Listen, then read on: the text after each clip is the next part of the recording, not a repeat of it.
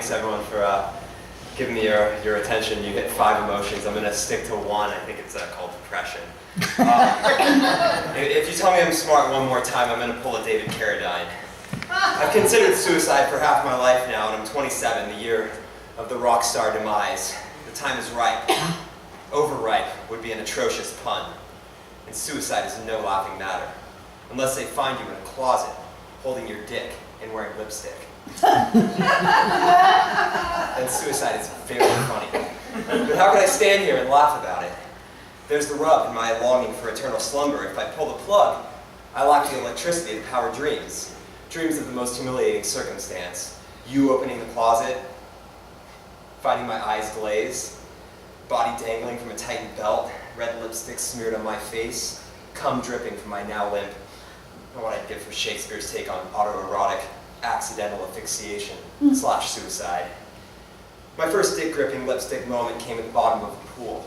Speaking allegorically, of course, I wasn't wearing lipstick or pleasuring myself. I was trying to kill myself. I was 14, a recently diagnosed diabetic, type 1, not the vice-ridden type 2, and my mom was dying. I'm underwater, tears disappearing under 8 feet of chlorination, the sun shining overhead, Y2K on the horizon, the dot-com bubble yet to pop. Life is good in Los Angeles County. Airplanes blaring over Westchester streets on their way to LAX. I just successfully orgasmed. Holy shit, it only took 2 years, but I finally did it. And besides this happy veneer, my birth mom was a lunatic who left me at a few weeks old, to my grandparents, who were lovingly neurotic. I slept with someone else in the room with me till I was 12. I had bawling night terrors, and I just found out I had juvenile diabetes. I was fat now, and I was a certifiable idiot savant. To give you an idea, a teammate called me a faggot at baseball practice when I was 8 years old. I get it. I'm not good at sports, whatever.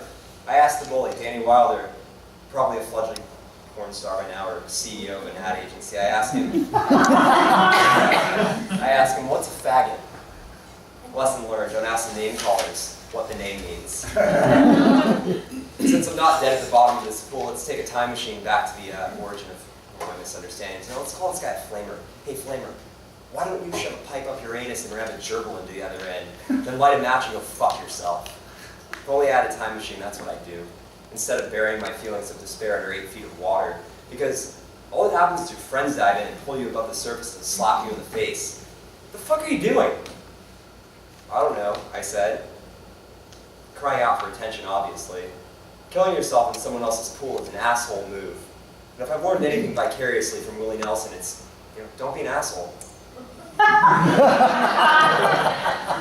perk of not killing yourself is meeting one of his sons and learning the 3 rules of life. Don't be an asshole, don't be an asshole, and don't be an asshole.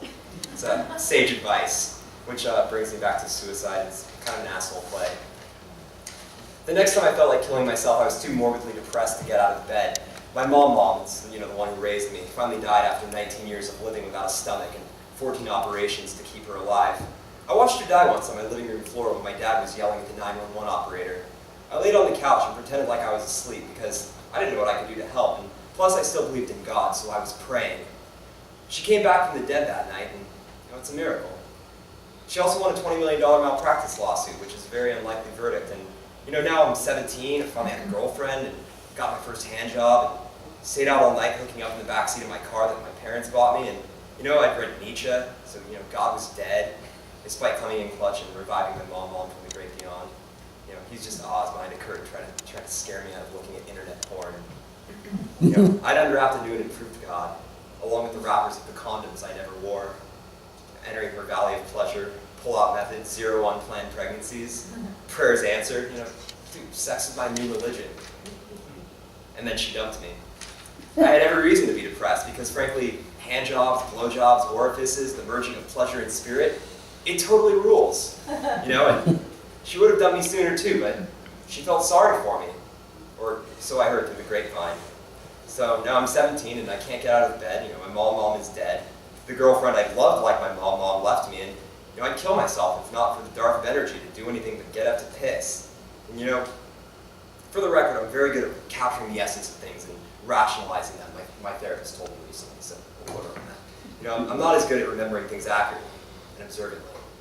But once your mind maelstroms into a convoluted and demented string of ideas, it's very hard to remember anything that refutes these idiotic notions of self-loathing. Let me paraphrase this, all right? I'm going to set this straight. Suicidal thoughts amplify through Marshall half-stacks, while good memories hide inside broken stereos. But things pass, including asshole plays like not getting out of bed and not crying when your mom dies, both of which I did. And then I moved on.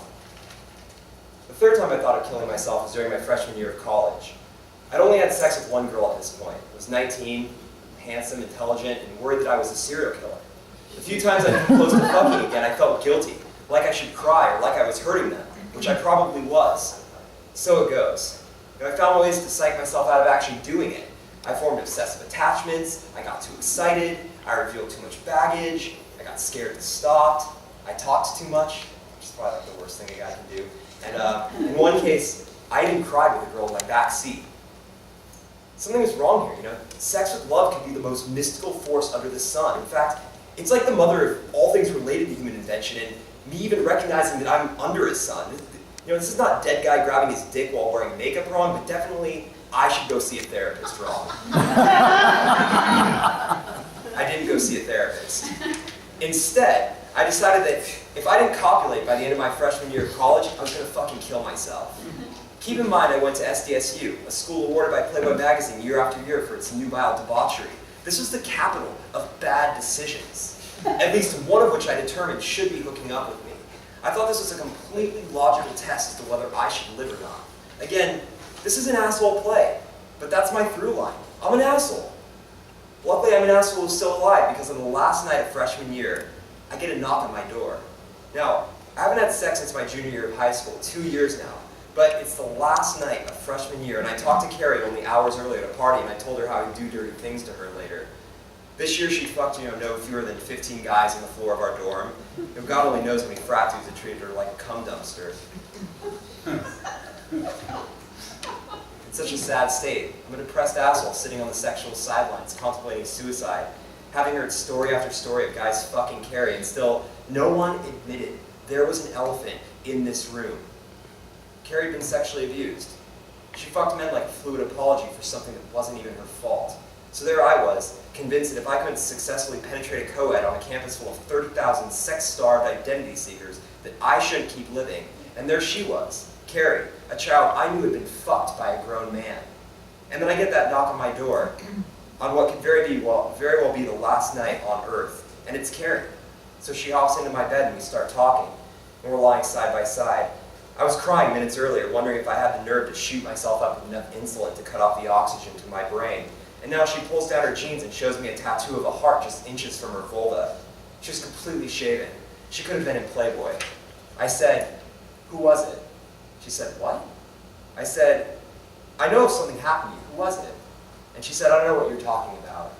And I said, "My first girlfriend had sex with almost every cool guy who ever went to our high school. She fucked without a condom and swallowed like a good girl. She let me come in her ass in the backseat of my car that my parents bought me. And she told me that the first time she had sex, she was only 2 years old. Her stepdad would do it to her when her mom was at work, almost every afternoon for 5 or 6 years. And then she told her mom, and her mom denied it. And I said, "Carrie, who was it?" And she said, "It was my uncle."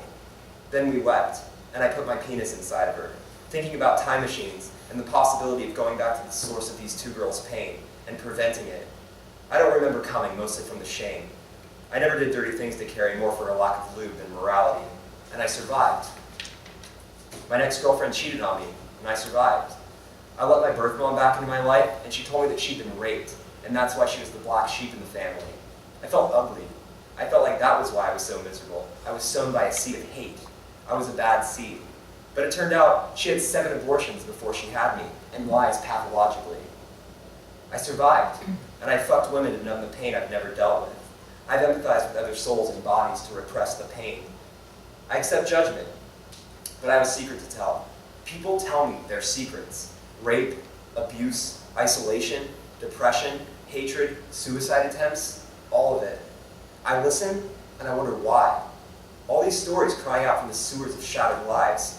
I dream of escaping these maladies, these abominations, men putting their cocks in children. husbands turning women into dartboards and punching bags, liars scarring their children to elicit sympathy. It's ugly, and not something that I care to associate with. I've caught a great sadness with the nets of my experience. It's like my eyes and ears are the baleen of the white whale of our sorrow and pity. Sometimes I smush genitals to make myself feel better. So it goes. It's the through line of many human lives. As Nick Cave put it, the sidewalks are full of love's lonely children. Only, this child wonders if anyone wants to paint me with lipstick and eyeliner and choke me with a belt while you masturbate me. After tonight, that'd be a sexual irony great enough to beach a whale of love, loss, and grief.